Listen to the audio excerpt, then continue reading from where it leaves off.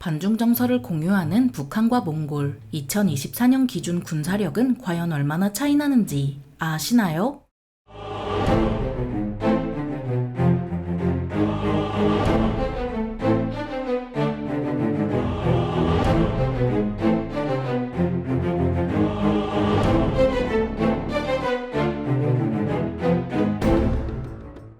안녕하세요. 지식스토리입니다. 이번에는 해까진 최빈국 북한과 과거 세계를 제패했던 몽골의 군사력을 비교해보겠습니다. 몽골은 북한의 두 번째 수교국으로 과거 공산정권 시절에는 꽤 친했지만 1990년대 이후 몽골이 한국과 수교하고 북한의 경제가 몰락하면서 어색한 사이로 남았습니다. 다사다난한 2024년에는 과연 가까운 듯 먼 북한과 몽골의 군사력이 얼마나 차이 날까요? 먼저 국력부터 살펴보겠습니다. 인구수 북한 2607만 명, 몽골 325만 5천 명, 전시가용 인구수 북한 938만 5천 명, 몽골 185만 5천 명, 석유 생산량 북한 없음, 몽골 일당 17,000배럴, 석유 소비량 북한 일당 2만 500배럴, 몽골 일당 3만 6천 배럴, 화물선 북한 270척, 몽골 314척, 항구 북한 7곳, 몽골 없음, 공항 및 활주로 북한 82곳, 몽골 44곳, 2024년 기준 국내 총생산 북한 세계 137위, 몽골 세계 119위, 인구수는 북한이 8배 앞서지만 국내 총생산은 몽골이 1.4배 앞서는데요. 몽골은 유목민 이미지가 강해서 주요 산업이 축산업일 것 같지만 실제로는 광업이 경제의 중심으로 주요 수출품의 82% 이상이 광물이죠. 몽골은 10대 자원 부국으로 세계 4위의 석탄 매장량, 세계 12위의 구리 매장량을 자랑하며 형석, 인, 텅스텐, 우라늄, 몰리브데넘 등도 순위권을 자랑합니다. 이런 몽골의 국내 총생산 대비 산업 비율은 서비스업, 농업, 관공업 순으로 많이 차지하지만 서비스업이 많이 차지하는 것 치곤 소득이 매우 낮은 편인데요.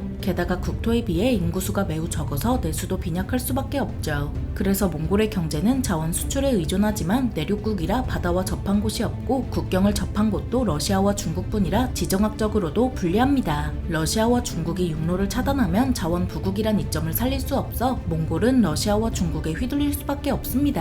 그런데 러시아마저 경제가 어려워지고 국력이 약해지면서 중국에 대한 의존도가 매우 커졌는데요. 몽골 수출 고객의 97%가 중국으로 사실상 경제적 속국이라 해도 과언이 아니죠. 외국 기업들의 투자라도 적극적으로 얻어내면 좋겠지만 몽골은 외국의 배타적이라 정부부터 외국 기업에 갈취하는 수준으로 높은 수익을 요구합니다. 그 예로 영국과 호주의 한 광산 기업이 몽골의 구리광산에 투자했는데 몽골 정부는 해당 기업에게 모든 개발금은 물론 2030년까지 배당금의 34%를 지불하라는 조건을 걸었습니다. 거기에 경제가 성장할수록 빈부격차도 심해지더니 2012년 이후 세계적인 불경기로 인해 10%가 넘던 경제 성장률이 0.4%까지 추락했는데요. 결국 국채가 5억 8천만 달러를 찍으면서 국가 부도의 날이 다가오자 2017년 2월 IMF로부터 55억 달러에 이르는 구제 금융에 합의했고 한국으로부터 경제 원조를 받기로 했죠. 그렇게 2017년부터 회복한 몽골은 경제 성장률을 안정적으로 회복했지만 북한은 평양의 국내 총생산이 서초구보다 작은 만큼 더 말할 필요도 없습니다. 다음으로 병력을 살펴보겠습니다.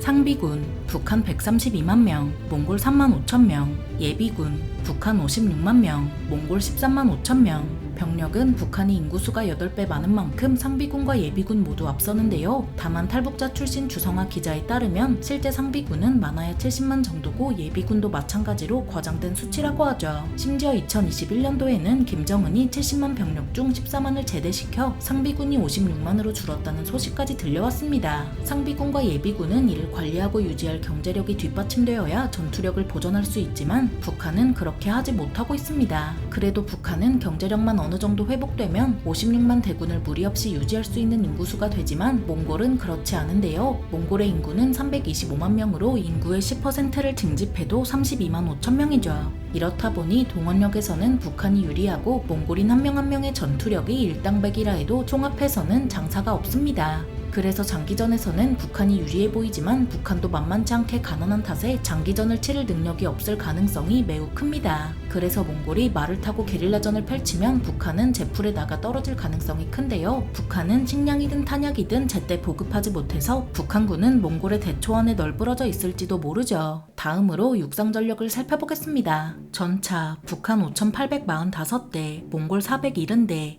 군용차 북한 24,696대, 몽골 3,600대, 자주포 북한 4,500문, 몽골 미보유, 견인포 북한 4,500문, 몽골 150문, 다연장 로켓포 북한 2,920문, 몽골 120문. 육상 전력은 북한이 압도적인데요. 그래도 과거 소련과 중국으로부터 받아놓은 게 있어서 전차부터 다연장 로켓포까지 몽골을 압도하는 수준으로 보유했죠. 몽골이 보유한 3세대 전차는 고작 25대로 그 외에는 전부 1, 2세대 깡통이지만 그래도 470대를 보유하고 있습니다. 북한이 보유한 전차도 대부분 깡통인데다 수적으로 압도하는데도 불구하고 연료와 보급 능력이 부족해서 기갑전에서 무조건 이기기 어렵습니다. 북한은 작게의 주유소 약탈을 넣을 만큼 연료와 보급 능력이 부족하고 전차 대부분이 노후화된 탓에 실제로 운용할 수 있는 수는 적은데요. 그래서 몽골과 북한이 기갑전을 벌이면 의외로 대등할지도 모르죠. 북한의 기갑부대가 몽골의 대초원으로 진입하면 풀밖에 없어서 연료 부족이나 노후화로 알아서 퍼지고 고정포대로서 몽골의 기마부대를 맞이할지도 모릅니다. 게다가 포병 전력도 북한이 러시아에 보내준 포탄과 로켓의 상태가 영 좋지 않았다는 걸 고려하면 전투력을 온전히 발휘하기 어려울 가능성이 큽니다. 그렇다고 몽골의 포병 전력이 멀쩡한 건 아니라 2차 대전 때 만든 견인포를 아직도 쓰고 그나마 다연장 로켓포가 냉전시대 물건인데요. 그래서 북한이 마음먹고 포격하면 몽골의 포병 전력은 큰 피해를 보겠지만 기갑전에서 죽쓰고 게릴라전의 늪에 빠질 수도 있죠. 몽골의 기마부대가 RPG로 무장하고 대초원에서 북한의 기갑부대를 사냥하면 북한의 기갑부대는 먼 옛날 원나라를 상대로 싸운 조상님들의 PTSD가 유전자 단위로 되살아날지도 모릅니다.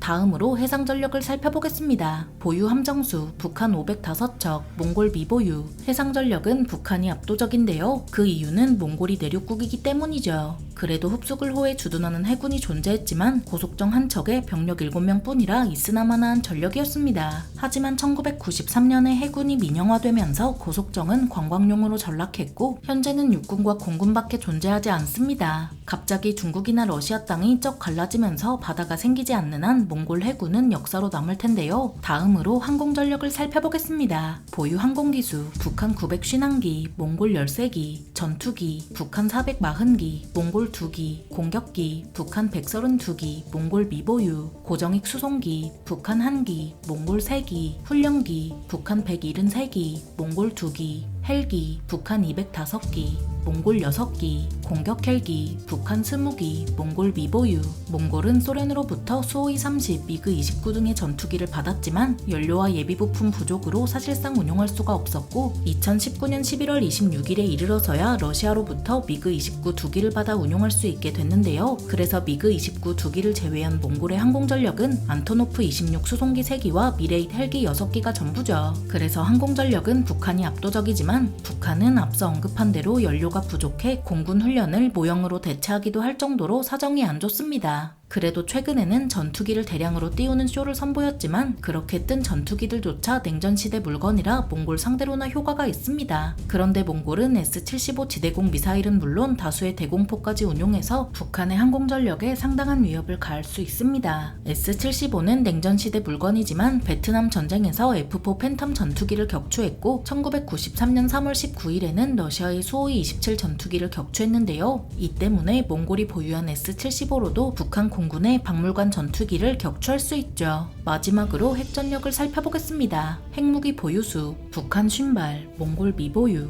북한은 명실상부한 핵 보유국이라 RPG로 무장한 몽골의 기마부대에 유린당하면 전술핵을 쓸지도 모르는데요. 우크라이나 전쟁에서도 전술핵을 쓸 가능성이 충분하듯 북한도 몽골 상대로 교전하면 전술핵으로 몽골에 큰 피해를 강요할 수도 있죠. 정리하자면 북한이 육해공 전력 모두 월등하지만 연료와 보급 능력이 부족해 몽골 상대로 고전할 수 있다는 결론이 납니다. 앞으로 몽골의 경제 사정이 좋아져서 군의 현대화를 이뤄내 작지만 강한 군대를 구축하면 몽골 제국까진 아니어도 러시아를 상대하는 우크라이나처럼 북한 상대로 지연전을 펼칠 수 있습니다. 핵 가진 최빈국 북한과 과거 세계를 제패했던 몽골의 군사력을 비교해봤는데요. 영상이 유익하셨다면 구독과 좋아요 부탁드립니다. 감사합니다. 지식 스토리였습니다.